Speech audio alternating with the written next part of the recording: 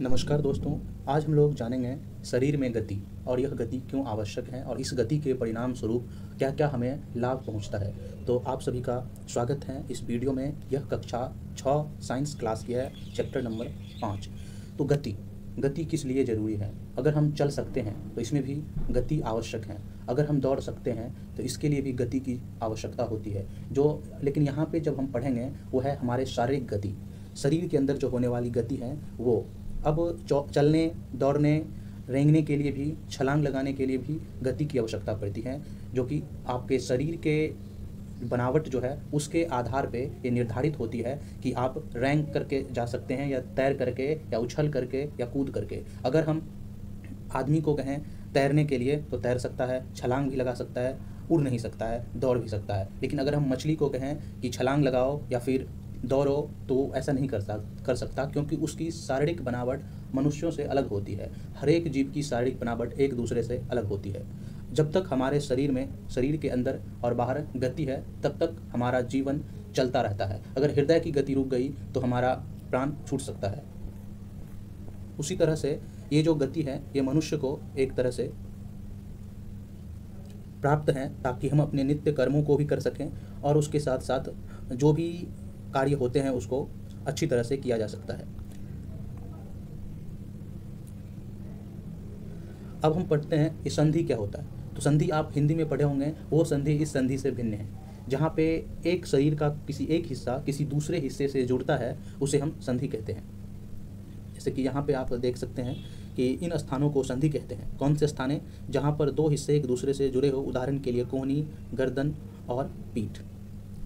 जैसे कि यहाँ पे आप देख सकते हैं ये जो यहाँ पे जुड़ा हुआ है ये फिर अलग अलग जो भाग जुड़ा हुआ है ये क्या कहलाता है? संधि कहलाता है।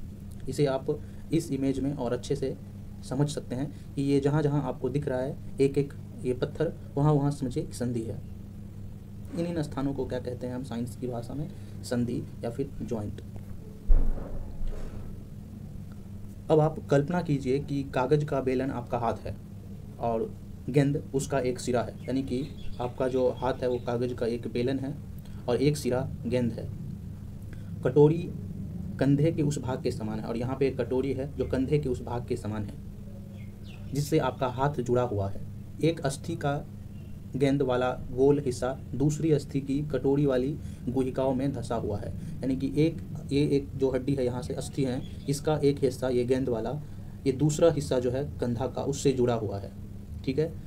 इस कटोरी रूपी गुहिका, ये जो गुहिका है धंसा हुआ, इसमें ये वाली जो हड्डी है ये इसमें शामिल है और यही कारण है कि इस धंसे हुए भाग के कारण ही हमारा जो हाथ है ये ऊपर नीचे ऐसे हो सकता है, जैसे कि आप इस चित्र में देख सकते हैं।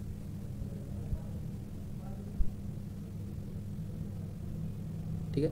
और ये रहा वो कटोरी वाली भाग जो कि कंधे से जुड़ा होता है और ये वो गेंद जो अस्थि का ही होता है और ये हमारा हाथ, जैसे कि आप इस इमेज में भी देख सकते हैं। तो इसे हम कहते हैं कुंदक खल्लिका संधि। कंदुक खल्लिका संधि, इसे क्या कहते हैं? कंदुक खल्लिका संधि। विभिन्न गतिविधियां एवं विभिन्न प्रकार की गतियों के लिए हमारे शरीर में अनेक प्रकार की संधि होती हैं। जैसे कि अभी हमने जाना कंदुक खल्लिका संधि कहाँ पे होती है, तो ये हमारे शोल्डर के पास और जांघ के जो अस्थि होते हैं वहाँ पे भी ये पाया जाता है, ताकि हम अपनी इस पार्ट्स को मूव कर सकें। ठीक है। उसके बाद दूसरा जो इसका भाग है वो है धुराग्र संधि। गर्दन तथा सिर को जोड़ने वाली संधि को धुराग्र संधि कहा जाता है। गर्दन तथा सिर को जोड़ने वाली संधि को, इसके द्वारा सिर को आगे पीछे दाएं और बाएं हम घुमा सकते हैं। यह गति हमारे हाथ की उस गति से किस प्रकार भिन्न है जिसमें कंदुक खल्लिका संधि द्वारा हाथ को पूर्णतः वृत्ताकार रूप में घुमा सकते हैं। तो हम अपने ये जो सिर है उसको हम पूरे 380 डिग्री में नहीं घुमा सकते हैं, बल्कि इसे थोड़े हम आगे की तरफ घुमा सकते हैं, उसके बाद पीछे की तरफ दाएं और बाएं ही घुमा सकते हैं। जैसे कि आप यहाँ पे देख सकते हैं, बस ऐसे ऐसे घुमा सकते हैं, ऐसे ऐसे, और इसे हम ऐसे ऐसे घुमा सकते हैं। तो इस संधि को कहते हैं हम धुराग्र संधि। ठीक है। अब अगला है हिंज संधि। आप देखे होंगे कि जब हम घर के दरवाजे आदि को देखते हैं तो वहाँ पे एक होता है कब्जा, जो कि दरवाज़ा को इधर घुमाने में और फिर यहाँ पे लाने में मदद करता है। तो उस टाइप की जो संधि होती है उसे हम कहते हैं हिंज संधि, जो कि इधर तो जैसे कि यहाँ पे इस पैर को हम यहाँ से यहाँ तो मोड़ सकते हैं, लेकिन फिर इसे हम ऊपर नहीं ले जा सकते हैं, बल्कि इससे ऊपर ये पैर हमारा नहीं जाएगा, या तो यहाँ या फिर यहाँ, और या फिर इसे हम और यहाँ तक ला सकते हैं मोड़ करके। तो इस टाइप के जो संधि हैं ये कहाँ पे पाया जाता है? घुटनों में, और ये जो है हिंज संधि कहलाता है। उसके बाद है अचल संधि। अचल संधि हमारे सिर की अस्थियों के बीच की कुछ संधियाँ उन संधियों से भिन्न हैं जिनकी चर्चा हमने अब तक की है। ये संधियाँ उन संधियों पर हिल नहीं सकती, ऐसी इस संधियों को अचल संधि। अचल नाम से ही पता चलता है कि जो संधियाँ जो है हिल नहीं सकती, वो जैसे कि तैसा ही रहेगा, उसे हम कहते हैं अचल संधि। जब आप अपना मुंह खोलते हैं तो आप अपने निचले जबड़ों को सिर से दूर ले जा सकते हैं, लेकिन ऊपर वाली जो जबड़ाएँ हैं, जब ये हम मुंह खोलते हैं तो ये नीचे वाली जो जबड़ा है इसे हम आगे पीछे दाएं बाएं ले जा सकते हैं, लेकिन ऊपर की जो जबड़ाएं हैं ये वैसे की वैसे ही रहती हैं, तो इसे हम कहते हैं अचल संधि। यहाँ पे अचल संधि बना हुआ है, जिसके कारण हम उसे आगे पीछे ऊपर नीचे नहीं कर सकते हैं। अब हमारे शरीर के विभिन्न अंगों को विभिन्न आकृति प्रदान करता है यही संधियाँ और हमारी अस्थियाँ। हमारे शरीर की सभी अस्थियाँ ठीक इसी प्रकार शरीर को एक सुंदर आकृति प्रदान करने के लिए एक ढांचे का निर्माण करती है, और इस ढांचे को हम कंकाल कहते हैं। तो आइए कंकाल का दर्शन करते हैं। ये कंकाल है, और इसके ऊपर जब स्किन आ जाता है तो यही बन जाता है मानव। यहाँ पे देखिए हमने जो संधि की बात की, मैं यहाँ पे पहले इसे हाईलाइट कर दिया हूँ। जैसे यहाँ पे जो है इसके मुंह के सामने ये अचल संधि है। संधि क्या होता है? जब दो अस्थियाँ जुड़ती हैं तो इस भाग को हम कहते हैं संधि। तो यहाँ पे जो अचल संधि है वो इसलिए इसका नाम अचल पड़ा, क्योंकि ऊपर वाले जबड़े को हम आगे पीछे दाएं बाएं नहीं कर सकते हैं, जबकि नीचे वाले जो ये जबड़े हैं इसे हम घुमा सकते हैं। उसके बाद यहाँ पे गर्दन के पास ऊपर में जहाँ पे हमारा मेरुदंड सिर से जुड़ा होता है उस संधि को कहते हैं धुराग्र संधि। उसके बाद कंदुक खल्लिका संधि वहाँ पे होता है जहाँ पे हम अपने उस अस्थि को, शरीर के उस भाग को चारों तरफ घुमा सकते हैं, जैसे कि यहाँ पे हाथ के पास जुड़ा होता है। जैसे ये जो संधि है ये है कुंदक खल्लिका, और उसी तरह से यहाँ से भी हम अपने जांघ को चारों तरफ घुमा सकते हैं। तो ये जो संधियाँ हैं ये कुंदक खल्लिका संधि हो गई। और उसके बाद बात करते हैं हिंज। घुटनों के पास हिंज संधियाँ होती हैं, जो हम यहाँ से इसे नीचे तो मोड़ सकते हैं, ऊपर नहीं कर सकते हैं। उसी तरह से इसे हम ऊपर, हाथ को ऊपर तो मोड़ सकते हैं, लेकिन इसे नीचे नहीं मोड़ सकते हैं, ऐसे ही करके। तो इस संधि को कहते हैं हम हिंज संधि,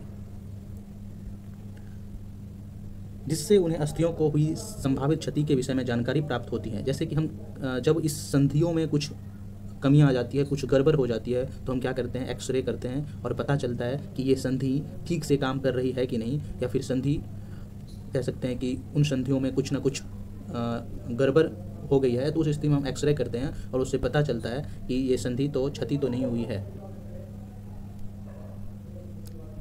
अब हम बात करते हैं हाथ की संधियां जो हैं और ये अस्थियां जो हैं उसके बारे में। हमारे हाथ में क्या होता है कि कई सारे संधि होते हैं और छोटे छोटे अस्थियां होती हैं जो लचीली होती हैं। इन छोटी छोटी अस्थियों से जो ये भाग बनता है इसे हम कहते हैं कार्पेल, और ये लचीली होती हैं। इसे हम वैसे आसानी से गिन भी सकते हैं कि कितने छोटी छोटी अस्थियां हैं।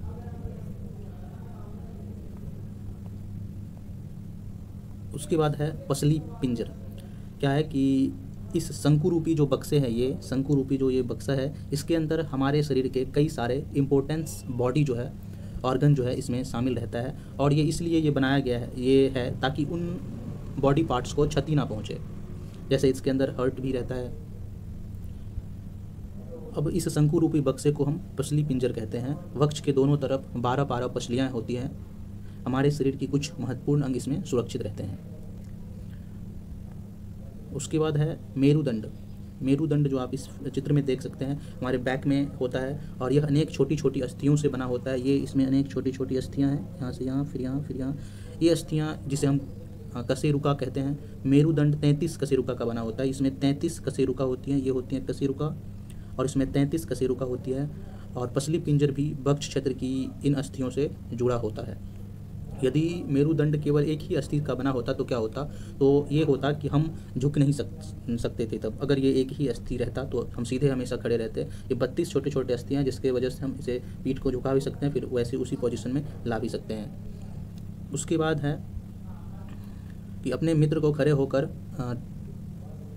हाथों से किसी दीवार को धक्का लगाने के लिए कहिए और उससे कहिए कि वह अपने हाथों से दीवार पर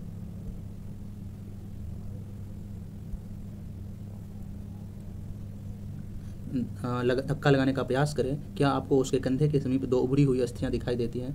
तो बिल्कुल, जब कोई आगे इधर धक्का लगाता है दीवार को, मान लीजिए, तो पीछे जो हमारी ये है ये बाहर निकल के उभर आ जाता है। अब हम उसके बारे में जानते हैं, कंधे की अस्थियाँ, कंधे की हड्डी के बारे में। तो ध्यानपूर्वक इस संरचना को देखने के बाद यह संरचना पता चलता है कि श्रेणी अस्थियाँ हैं। यह बॉक्स के समान एक ऐसी संरचना बनाती हैं जो आपके अमाशय के नीचे पाए जाने वाले विभिन्न अंगों की रक्षा करती है। और यह कुल्हे वाला वह हिस्सा है जिसके सहारे आप बैठते हैं। ये जो नीचे का जो भाग है यहाँ पे, ये जिसके सहारे हम बैठते हैं। और यहाँ भी शरीर के कई सारे बॉडी पार्ट्स सही सलामत रहते हैं। उसके बाद है आपकी खोपड़ी अनेक अस्थियों के एक दूसरे से जुड़ने से बनी है। यह हमारे शरीर के अति महत्वपूर्ण अंग मस्तिष्क को परिबद्ध करके उसकी सुरक्षा करने और हमें अपने कंकाल की बहुत सी अस्थियां तथा संधियों के बारे में चर्चा की। कंकाल के अतिरिक्त कुछ अंग और भी हैं जो हड्डी जितने कठोर तो नहीं होते हैं और जिन्हें मोड़ा जा सकता है, जिन्हें हम कहते हैं उपास्थि। क्या कहते हैं? उपास्थि, जो हड्डी जितने तो मजबूत नहीं होते हैं पर जिन्हें मोड़ा जा सकता है। उससे पहले एक बार हम इस कंकाल को देख लेते हैं, मानव खोपड़ी को, जिसके अंदर कई सारे महत्वपूर्ण चीज़ें रहती है। और ये इसलिए रहता है ताकि इसके अंदर जो भी चीज़ें हैं इसे क्षति ना पहुँचे। ठीक है। उसके बाद जैसे हमने बात करा उपास्थि, तो आप जब कान को टटोल के देखेंगे तो उसमें जो हड्डी होती है वो उसको स्पर्श करने पे पता चलता है कि वो हड्डी जितना कठोर तो नहीं है। तो इस भाग को हम कहते हैं उपास्थि। उसके बाद है ये जो ऊपर नीचे वाली जो भाग है इसे हम कहते हैं कर्णपाली, और ये जो ऊपर वाली भाग है इसे हम कहते हैं उपास्थि। ये उपास्थि हैं और शरीर की संधियों में भी उपास्थि पाई जाती है। जैसे कि दो हड्डियों के बीच में जब संधि होता है तो उसके बीच भी उपास्थि पाया जाता है। ठीक है। मानव कंकाल अनेक अस्थियों, संधियों और उपास्थियों से मिलकर के बना है। अब एक हाथ की मुट्ठी बनाइए। हाथ की एक मुट्ठी बनाने के बाद मुट्ठी के अंगूठों से अपनी बाजू को, अपने कंधों को छूने का प्रयास कीजिए। अगर आप ऐसा करते हैं तो ये संभव नहीं हो पाता है, क्योंकि मांसपेशियों में खिंचाव आता है, जिसकी वजह से ऐसा करने के बाद यहाँ पे या तो दर्द होने लग जाता है या फिर तो होगा ही नहीं। जैसे अब हम जानते हैं मांसपेशी के बारे में। अस्थि को ये क्या करते हैं? गति प्रदान करने में मांसपेशी एक महत्वपूर्ण भूमिका निभाते हैं। जैसे कि क्या आप अपनी ऊपरी भुजा में कुछ परिवर्तन अनुभव करते हैं?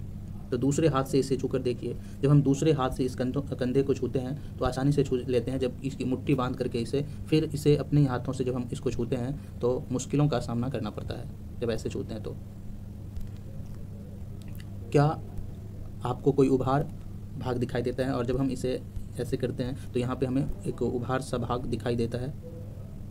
ऐसा क्यों? आइए इसके बारे में जानते हैं। तो इसे पेशी कहते हैं। ये जो उभारा हुआ भाग है इसे हम पेशी कहते हैं। इसकी लंबाई में कमी आ जाती है। जब हम हाथ को सीधे रखते हैं तो ये इसकी लंबाई इतनी रहती है, और जब हम हाथ को इसे मोड़ लेते हैं, ऐसे कर लेते हैं, तो इसकी जो लंबाई है वो घट जाती है और ये हमारा बॉडी बन जाता है इधर, जो संकुचित हो जाने के कारण ऐसा होता है। अब आप अपने हाथ को पुनः समान स्थिति में लाइए तो बिल्कुल आपका बॉडी खत्म हो जाता है। तो पेशियों का क्या होता है? तो पेशी जो है वो फिर नीचे फैल जाता है ऐसे। तो संकुचन की अवस्था में पेशी छोटी, कठोर एवं मोटी हो जाती हैं और यह अस्थियों को खींचती है। किसी अस्थि को गति प्रदान करने के लिए दो पेशियों को संयुक्त रूप से कार्य करना होता है, और जब दो पेशी में से एक सिकुड़ती है तो अस्थि उस दिशा में खींच जाती है। युगल की दूसरी पेशी, यानी कि दूसरी जो पेशी है वो शिथिल, लंबाई में बढ़कर पतली हो जाती है, अवस्था में आ जाती है और अस्थि को विपरीत दिशा में गति करने के लिए अब शिथिल पेशियां सिकुड़कर अस्थि को अपनी पूर्व स्थिति में खींचती है। वही बात है। उसके बाद है जंतु की चाल। अब हम बात करते हैं जंतुओं की चाल के बारे में। जैसे कि हमारे शरीर में तो अस्थियां मौजूद होती हैं और पेशियां, जिसके कारण हम दौड़ सकते हैं, चल सकते हैं, तैर भी सकते हैं। लेकिन कई जीव जंतु ऐसे भी हैं जिसके शरीर में इन चीज़ों में से कुछ न कुछ की कमी हो जाती है, यानी कि अस्थियां नहीं रहती है, मात्र पेशियां ही रहती है। तो आइए देखते हैं कौन कौन से ऐसे जीव हैं और वो किस प्रकार से चलते हैं। तो सबसे पहले हम बात करते हैं केचुआ की। केचुआ जो जैसे आप यहाँ पे आसानी से देख सकते हैं, इसे हम कहते हैं केचुआ। और ये जब चलता है तो अपने पीछे वाले भाग को पहले एक जगह टिकाता है और उसके बाद अपने आगे के जो भाग है अपने आगे के जो भाग है फिर उसे उठा करके फिर दूसरी जगह पटकता है और उसके बाद फिर पीछे वाले भाग को फिर खींच के इधर लाता है और इस तरह से ये तेज़ी से प्रोसेस होता है और ये आगे बढ़ते जाता है। जैसे कि यहाँ पे आप इस इमेज में देख सकते हैं कि किस तरह से ये अपनी पीछे वाली पोजीशन को यहाँ से उठा करके यहाँ लाता है और फिर अपने ऊपर वालों को यहाँ पे पटकता है और फिर ये आगे बढ़ता है। तो इस तरह से चाल होती है केचुए की। उसके बाद है